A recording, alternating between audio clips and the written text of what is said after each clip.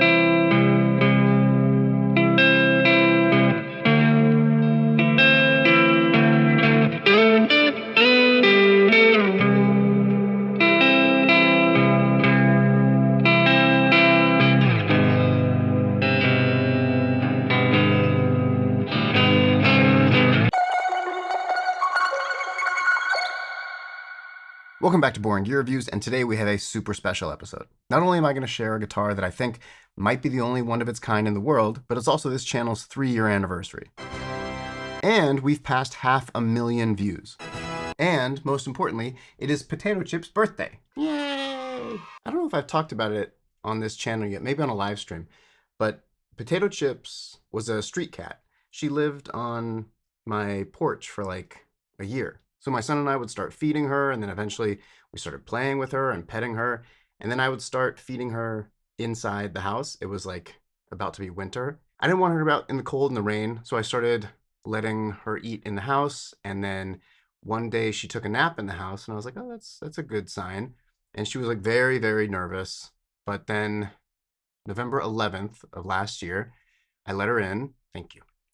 And then I just shut the door. And she's been inside ever since. She's the goodest kitty. My son loves her. She loves my son. She's overly affectionate. She used to not be affectionate at all. Like, she would barely let you pet her. And then every time she would walk by me, I would just like grab her and hold her and cuddle with her. And then eventually she just started doing it on her own. And now she's obsessed. Like, I can't do anything. Obviously, she's in like every video now. So she's the best. Thank you all for always showing so much love to her.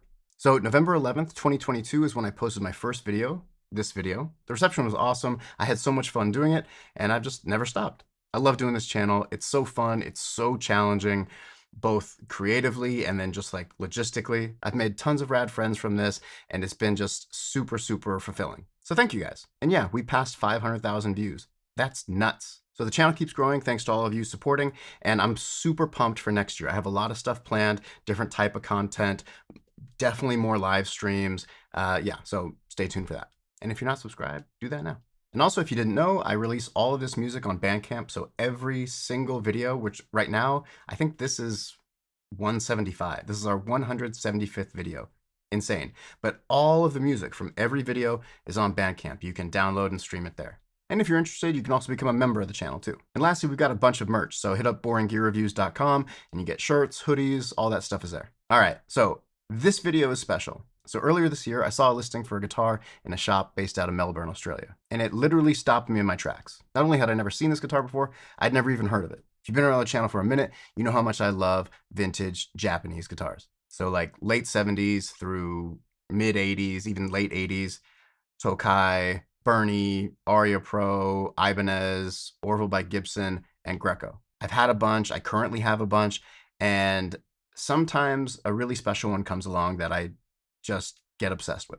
And that brings us to the point of this video. The guitar I'm talking about is a 1979 Greco Firebird 12-string.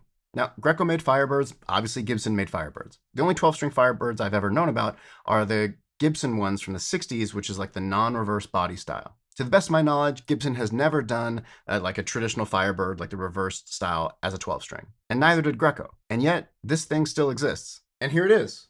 It is a 1979 Greco Firebird 12-string. It's unreal. And another thing about this, it's basically untouched. There's almost no fretwear. There's obviously like patina on the metal. There's no chips, no dents. There's barely any like pick scratch marks. This thing was played very lightly, and I don't know, put in a case or something? I have no idea. So Ecotone didn't have a lot of information on it other than knowing that it was rare and weird. I did reach out to Greco to see if they could provide any other information, and other than the serial number and confirming that it was indeed built in 1979, they couldn't find any information about it, which is not weird considering like records were not great back in the 70s. So like I said, I was obsessing over this guitar, and I have to say, this wouldn't be possible without a very, very good friend of mine. So thank you to them. I can't believe I have this thing. So it came in, I was immediately blown away. I put a little teaser on Instagram, and then I've just been playing it here quietly. And just legitimately being blown away by this thing. It is loud and resonant and huge sounding. It also plays beautifully. One thing about Grecos, I haven't bonded with every Greco I've had. Like I've had a bunch, like Super Real era, Mint Collection era, and I still have a couple Grecos. But I've never seen a poorly made Greco ever. And this is no exception, and I immediately bonded with it. It's also surprisingly not very heavy. It's like 8.6 pounds. The width at the nut is like 44.2 millimeters, and I would tell you the depth of the neck profile, but my calipers broke.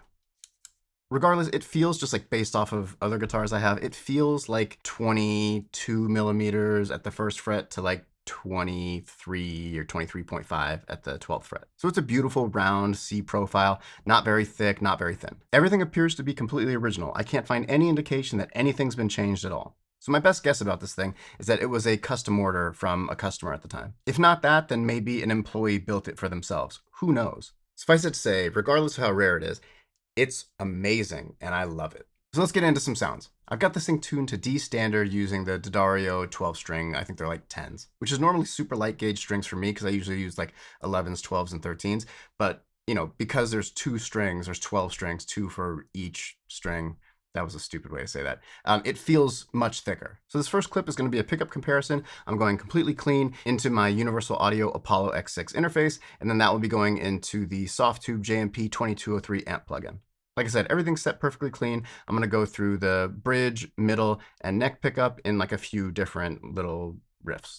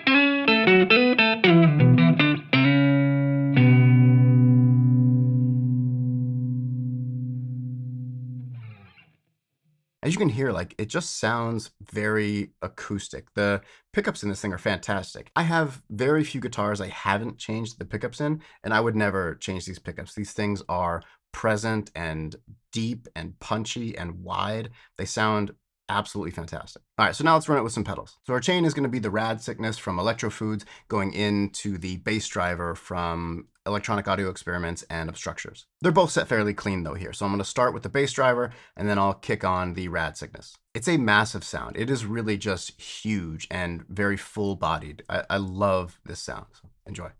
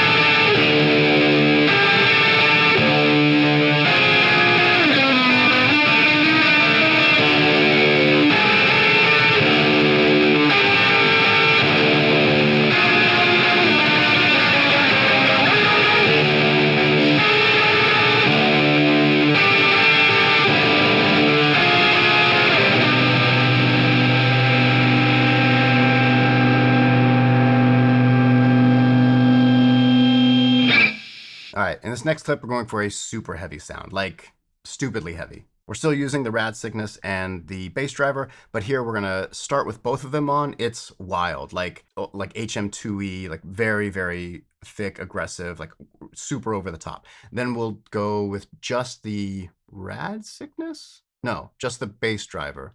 I can't remember what I did. And then we'll put them both on again at the end. So 12 strings aren't often used for super, super heavy stuff, but man, they sound incredible. So obviously there's a lot going on. It's like a cacophony of noise, but it's also very, very unique. Obviously you can accomplish something similar by using like an analog octave up pedal, but it definitely won't look as cool. So yeah, nonsense heavy, super, super crazy sound. Enjoy.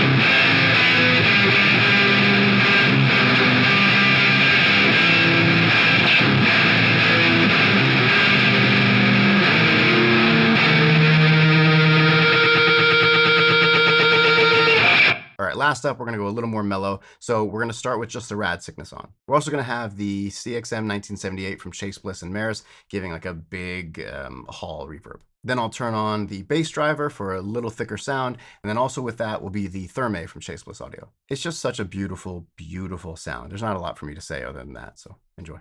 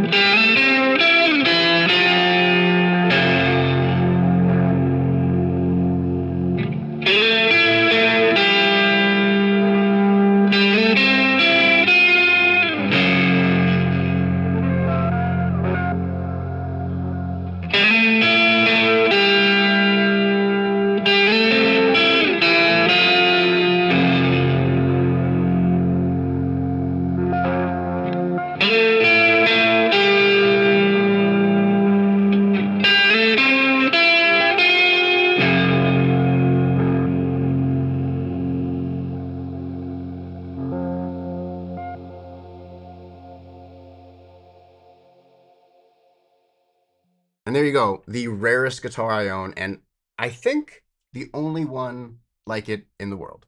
If that isn't true, if someone watching has one, or you know someone that has one, or you just have any information about this, maybe you used to work for Greco back in the 70s or whatever, hit me up, let me know. I would love to learn more about this. I have to say, I've been super fortunate and a little bit lucky and a little bit irresponsible in that I've acquired a pretty crazy collection of guitars. Some of them are new, some of them are vintage, but they're all ones that are really special to me. And this one has moved like super high up into that list, even though I've had it the least amount of time. Nothing sounds like this. Nothing feels like this. Nothing is this kind of weird and unexpected. I'm obsessed with this guitar. I hope you dug that too. I really, truly appreciate all the support these last 3 years. I'm excited to keep doing more stuff. I'm really excited to get to 1 million views and to get over this hump of 5,000 subscribers. Not that that matters, but I like setting little goals. So that's our next goal, 5,000. If you're not subscribed, consider subscribing. Hit the notification bell so you don't miss out on new videos, which I put out every week. This week I put out 3 videos. As always, thank you so much for watching. I really appreciate it. And until next time, peace.